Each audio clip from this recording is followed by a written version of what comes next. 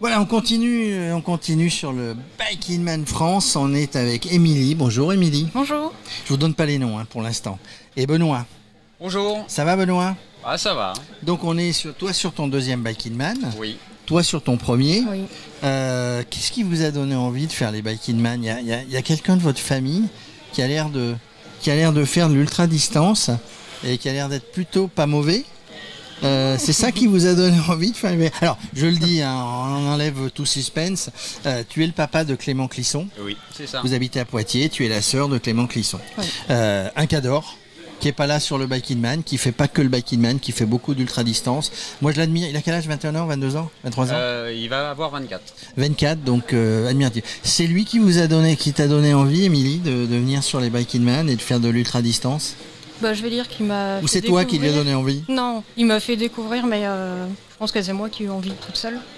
Ouais, et vous roulez de temps en temps ensemble? Pas tellement parce que j'habite plus. T'habites dans les Vosges? Oui, quoi. j'habite dans les Vosges. Chez Moustache, là-bas. Oui. Hein? Et papa, il est fier quand il voit son fils. Quand tu as fait un Bike in Man, toi, en Corse? Oui. Avec lui, ou tu l'as laissé partir et puis vous êtes revus au repas des finishers? Ah non, je l'ai laissé partir. Hein. De toute façon, on n'a pas du tout les mêmes conditions physiques. Alors, voilà, c'est chacun pour soi. Et puis. Mais justement, donc avec tes enfants, toi tu es un cycliste à la base, c'est toi qui leur a donné envie de faire du vélo. Alors on parle pas d'ultra distance dans un premier temps, mais c'est toi qui leur a donné envie de faire du vélo? Oui, je pense, ouais. Parce que moi, je fais du vélo déjà depuis plus de 30 ans. 35 ans au moins, et puis voilà, en cyclotouriste, et puis Clément a commencé, Émilie faisait un petit peu de vélo l'été en montagne pour faire les descentes. Ah ben, c'est pas mal ça, moi j'ai fait ça aussi, hein. Je me faisais monter en voiture, après je faisais... Ah non, mais comme je dis, pour faire une descente de col, il faut que tu fasses les montées, il n'y a pas de souci, hein. À monter les cols, à les redescendre, voilà. Donc tu as donné envie parce que toi tu étais un bon cycliste amateur, envie de faire des sorties, etc.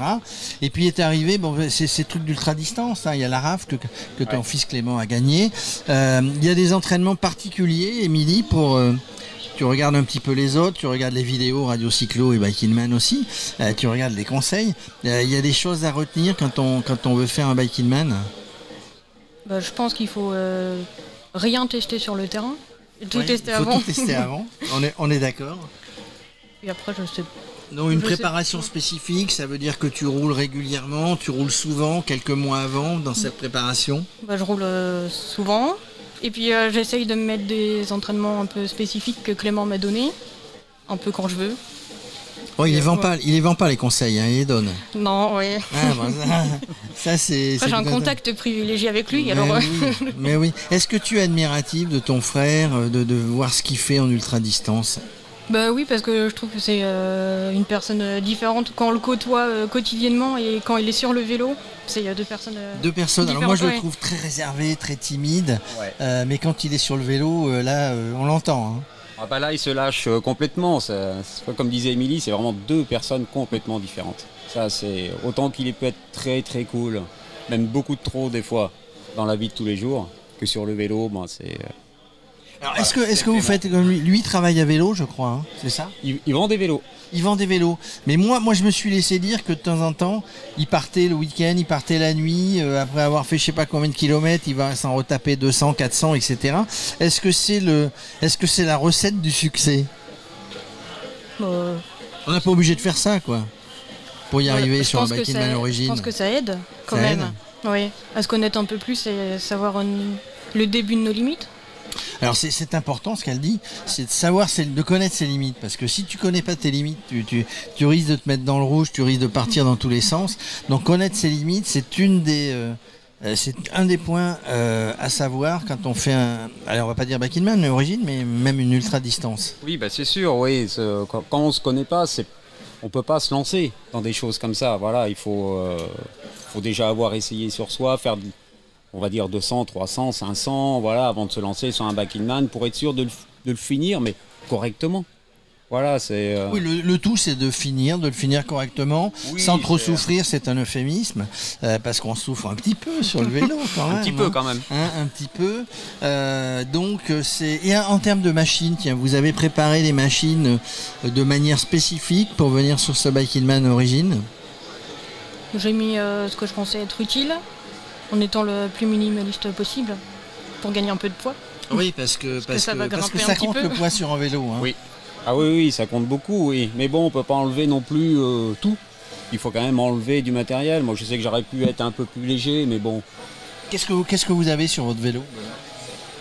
Un petit peu, on va dire, réparation du vélo, mécanique. Hein. D'abord le vélo, après le bonhomme. Alors, le vélo, c'est un quoi?